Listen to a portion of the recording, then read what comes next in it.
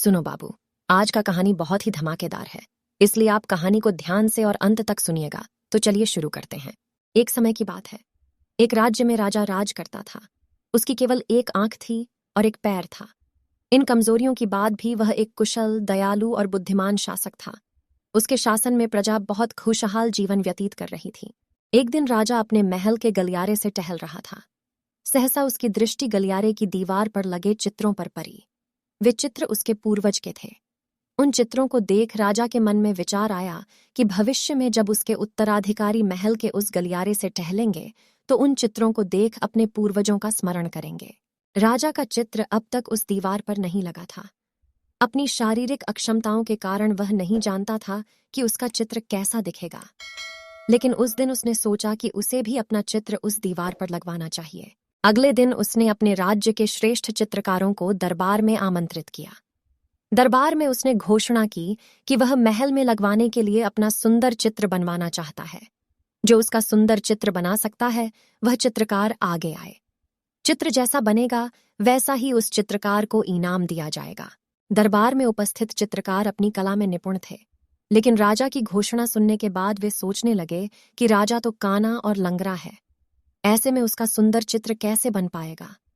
चित्र सुंदर नहीं दिखा तो हो सकता है राजा क्रोधित होकर उन्हें सजा दे दे। यह विचार किसी को आगे आने का साहस न दे सका। सब कोई ना कोई बहाना बनाकर वहां से चले गए। वहां मात्र एक युवा चित्रकार खड़ा रहा। राजा ने उससे पूछा, क्या तुम मेरा चित्र बनाने को तैयार हो? युवा चित्रकार ने हामी भर दी।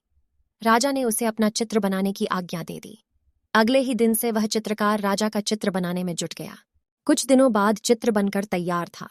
जब चित्र के अनावरण का दिन आया तो दरबार में दरबारी सहित वे सभी चित्रकार भी उपस्थित हुए जिन्होंने राजा का चित्र बनाने से इनकार कर दिया था।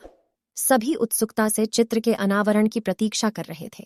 जब चित्र का अनावरण हुआ तो राजा सहित सबके मुंह खुले के खुले रह गए। चित्र बहुत ही सुंदर बना था।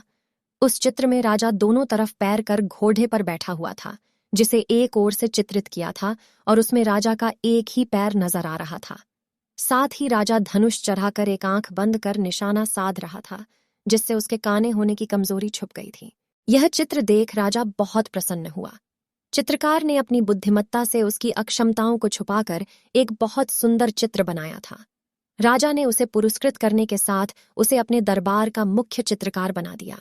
सीख: जीवन में आगे बढ़ना है तो हमें सदा सकारात्मक सोच रखना चाहिए। विषम परिस्थितियों में भी सकारात्मक दिशा में सोचने से किसी भी समस्या का समाधान आसानी से हो जाता है। दोस्तों, कैसे लगा? आपको कहानी अगर अच्छा लगा तो वीडियो को लाइक कर दीजिए।